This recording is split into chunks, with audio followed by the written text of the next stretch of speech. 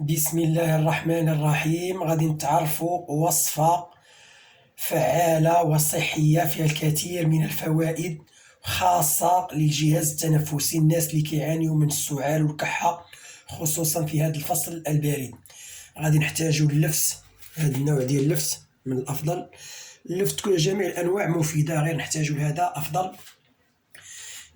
كما كتعرفوا اللفت يعمل على تحسين عملية التنفس خاصة عند الإصابة بالبرد. وأيضا هذا اللفت يحتوي نسبة كبيرة من مضادات الأكسدة التي ترفع مناعة الجسم وتواجه الأمراض الموسمية. هذا هو اللفت. اللفت راه ملين للصدر ويخفف من تواجد البلغم فيه. ناخذ هذه اللفتة ونقطعوها هكذا ونحتفظوا بهذا القطعة، هذا الغطاء نحتفظوا به، هذا نحتفظوا به. ثم بعد ذلك ناخذ واحد الملعقة ونزولوا يعني نحدث تجويف هنا، واحد التجويف سهل جدا بالملعقة. عند شراء اللفت نتحراو الجودة، يعني يكون طري. هذا هو التجويف. هذا التجويف غادي نضيفوا ليه واحد ملعقتين من عسل النحل الطبيعي، لأن كما كتعرفوا العسل غني بالعناصر الغذائية، كربوهيدرات، معادن، فيتامينات، أحماض أمينية، بروتينات، إنزيمات هاضمة، ونسبة عالية من مضادات الأكسدة. وفي حالة عدم وجود العسل نكتفي بالسكر، مسحوق السكر. إذا غادي نضيف ليه السكر مثلا،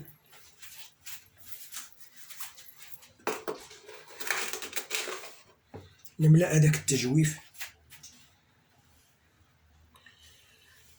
ونوضع هنا السكر حتى يمتلئ هكذا. إذا امتلأ بالسكر ملعقة واحدة تكفي على حسب التجويف. ثم قلنا هنا نضع هذا الغطاء نغطيه هكذا، وناخذ واحد الكأس مناسب، ناخذ كأس، هذا هو الكأس، ونوضع فيه هاد الوصفة هنا، ونوضعوه في الثلاجة واحد 24 ساعة تقريبا. ثم من بعد ذلك يمكن لنا نتناولوه 4 مرات، من 3 إلى 4 مرات في اليوم، يعني في الصباح، في منتصف النهار، قبل النوم، هكذا. بعد مرور 24 ساعة ستجدون هكذا، هنا ستجدون سائل يشرب بالملعقة. إذا هكذا، ونضعه في الثلاجة هكذا. هذا الكاس كيحافظ عليه، يوضع في الثلاجة. وهذا اللفت راه غني بالمواد الكبريتية اللي كتنقي الجسم من السموم، كتنقي الكبد. وهاد المواد الكبريتية الإنسان اللي عنده الغدة الدرقية أو عنده مشاكل ديالها يبتعد عليها. كما قلنا هاد اللفت يحتوي مواد كبريتية هي المسببة لهاد النكهة اللي في اللفت.